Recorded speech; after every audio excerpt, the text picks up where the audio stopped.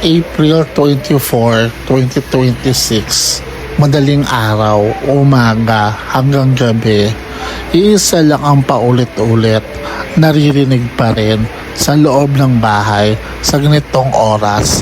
Dapat tahimik, dapat nagpapahinga, dapat may peace, lalo na sa sariling bahay.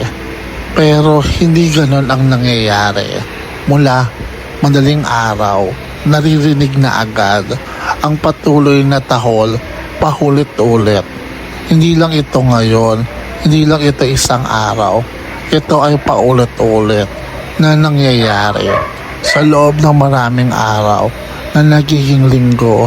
Sa bawat araw, unti-unting naiipon ang puyat, ang pagod, hanggang sa ramdam na sa katawan. Dumating na sa point na halos sa harap na ako ng computer na nakakatulog. Hindi dahil gusto ko, kundi dahil sa sobrang pagod. Pero kahit doon, pagising-gising pa rin dahil sa ingay na hindi nawawala. Kahit sa pagkain, kahit sa pagpahinga, naapektuhan, hindi na normal.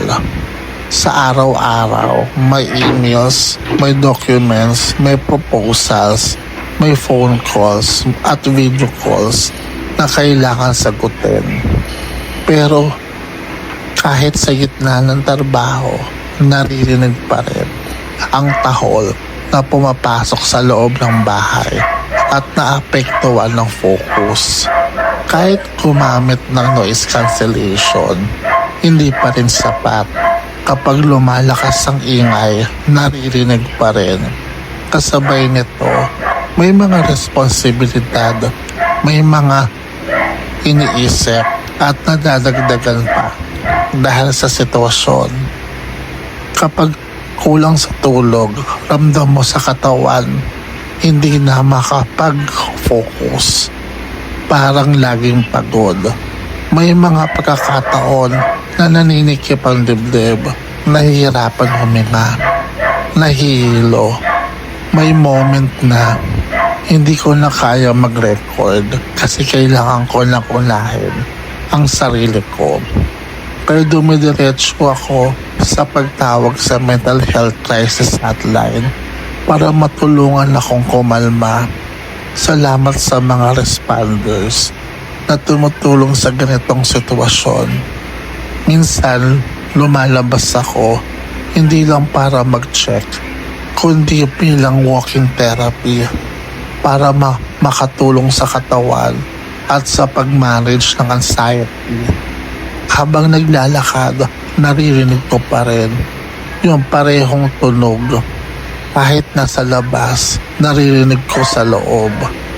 May mga pagkakataon na may tao sa labas, abala sa sariling ginagawa at maaring iba-iba ang perception sa naririnig.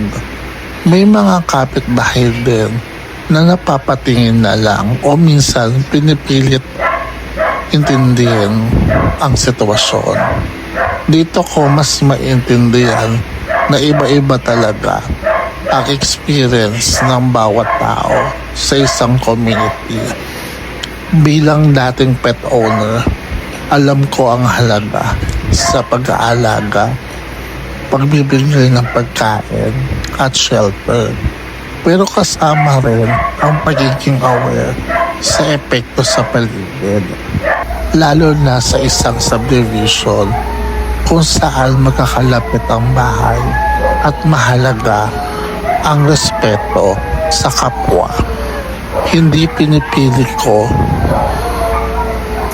o kaya pinipili ko na manatiling kalmado at maging maingat sa pag-handle ng sitwasyon.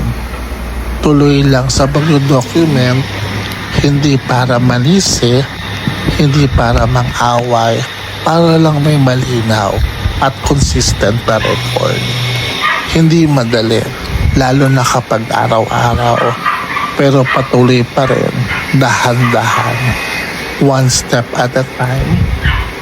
Document, breathe, move forward.